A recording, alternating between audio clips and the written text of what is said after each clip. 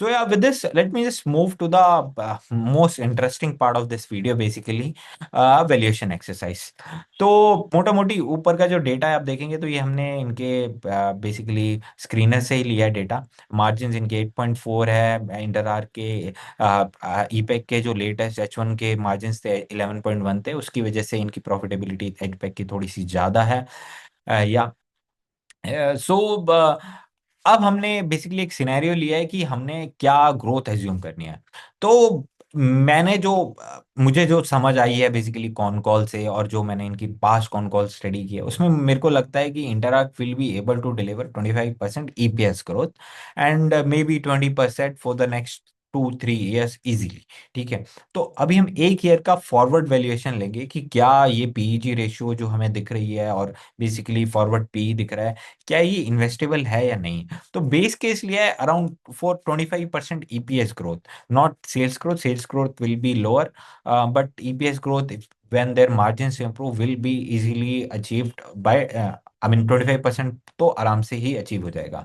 तो forward P comes PEG comes out to be 0.85, which looks like a very good investable opportunity if you are basically looking for a मतलब 25% kind of growth. ठीक है, assuming कि इनकी P री rating नहीं होगी।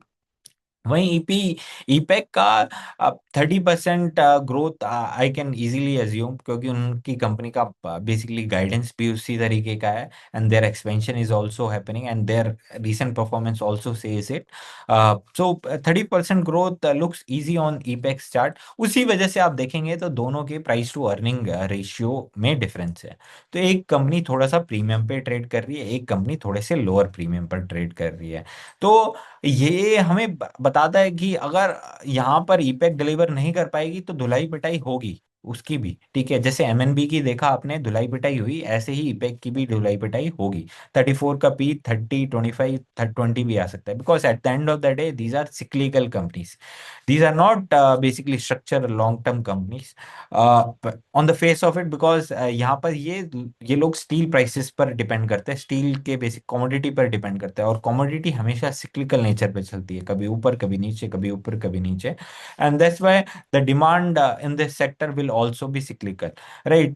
कभी प्राइवेट केपेक्स स्टॉप हो गया या गवर्नमेंट ने कुछ ऐसे इनिशिएटिव ला दिए, उसकी वजह से प्राइवेट केपेक्स थोड़ा सा स्लो डाउन हुआ, तो वहां पर इन कंपनीज को काफी ज्यादा हेडविंड्स का फेस करना पड़ सकता है, राइट।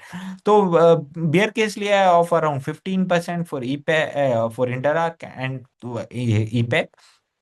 तो वहां पर तो कुछ ज्यादा बेसिकली इन्वेस्टेबल अपॉर्चुनिटी लगती नहीं है आज के सिनेरियो पे। तो 15% के लिए तो मैं आप सभी को बोलूंगा कि म्यूचुअल फंड में ज्यादा इन्वेस्ट करिए। बुल केस में तो दोनों ही कंपनीज काफी ज्यादा इन्वेस्टेबल लगती है, even in base case.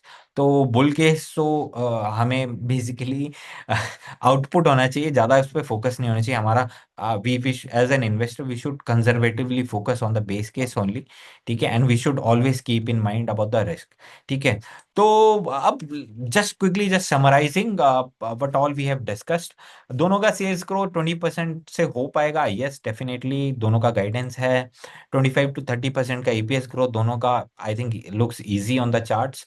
And tailwinds हैं इस इंडस्ट्री में अभी for the next 2 to 3 years। तो उसकी वजह से ये कंपनीज फोकस में रहेंगी हमेशा।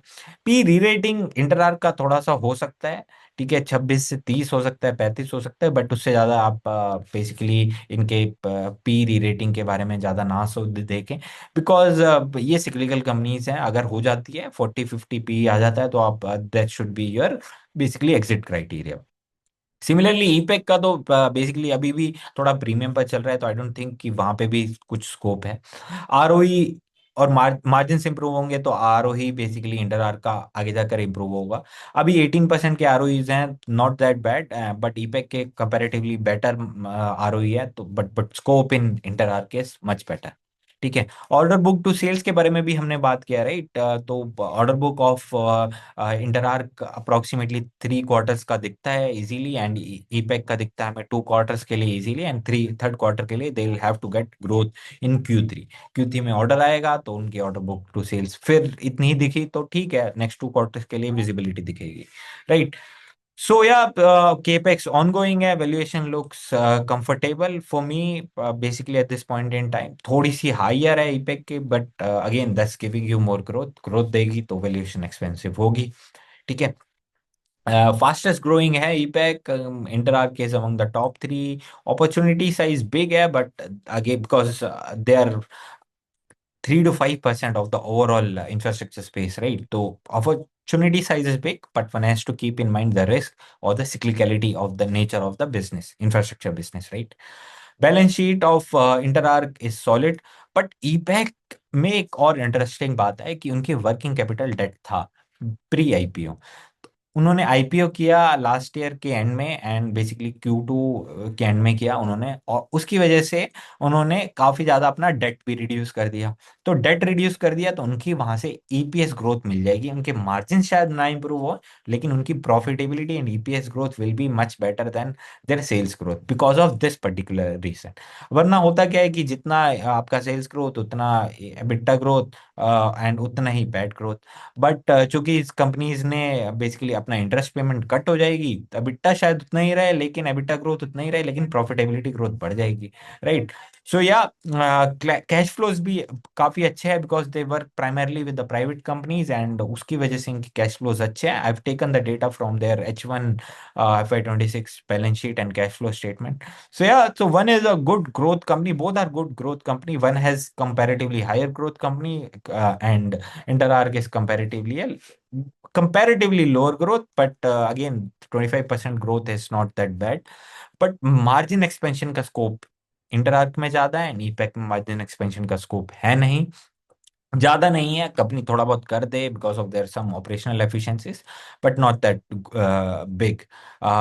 However their EPS growth will be better because of the interest payment, right? या सो हमें रिस्क जो हमने बात करें हैं इस वीडियो में, basically steel price volatility, slow down in private capex, hiring, अगर टैलेंट का कुछ भी बेसिकली जो उनके कारीगर हैं उन्होंने हड़ताल कर दिया, कुछ भी दिक्कत कर दी, तो उनके बेसिकली सेल्स ग्रोथ नहीं आएगी, सेल्स ग्रोथ नहीं आएगी तो उन कंपनीज में दिक्कत आ जाएगी, राइट? एंड ये हमने देखा पेनार के केस में, पेनार के Q1 में यही इशू हुआ बिकॉज ऑफ द टैलेंट। उनको रिसोर्सेज की कमी हो गई, रिसोर्सेज की कमी हो गई तो बेसिकली उनकी ग्रोथ नहीं आई उस क्वार्टर में, राइट? और अगर अनऑर्गेनाइज सेक्टर में ग्रोथ बढ़ गया और प्राइसिंग वॉर चालू हो गया, जैसे हम देख रहे हैं कि क्विक कॉमर्स सेक्टर में प्राइसिंग वॉर चल रहा है, right? Because of that most of the companies are reporting losses. तो जैसे ये सब चीजें बढ़ती, ये सब चीजें हमें ध्यान में रखनी है एज एन इन्वेस्टर। एंड अगर जो स्टील प्राइस पिछले दिसंबर में बेसिकली बढ़ा है, वो अगर सस्टेनेबल रहा और उनकी वजह से कुछ ऑर्डर्स इनके डिले हो गए और ऑर्डर्स बेसिकली एग्जीक्यूट नहीं हो पाए, एंड ये अपने जो बेसिकली रॉ मटेरियल का जो प्राइस इंक्रीज है अपने इन्वेस्ट बेसिकली अपने कस्टमर्स को नहीं पास ऑन कर पाए, तो इनके बेसिकली मार्जिन हिट करेंगे, एंड मार्जिन हिट करेंगे तो इनकी प्रॉफिटेबिलिटी डिक्रीज हो जाएगी। एंड वही बेसिकली अभी इनके स्टॉक प्राइस में रिफ्लेक्ट कर रहा है। मार्केट इज अज्यूमिंग कि कुछ कुछ इम्पैक्ट तो पड़ेगा ही। क्या बहुत ज्यादा इम्पैक्ट पड़ेगा ये तो उनके रिजल्ट्स के बाद ही पता लगेगा। अगर बहुत ज्यादा रिजल्ट में इम्पैक्ट पड़ता है तो will have to look at the opportunity after the Q3 result.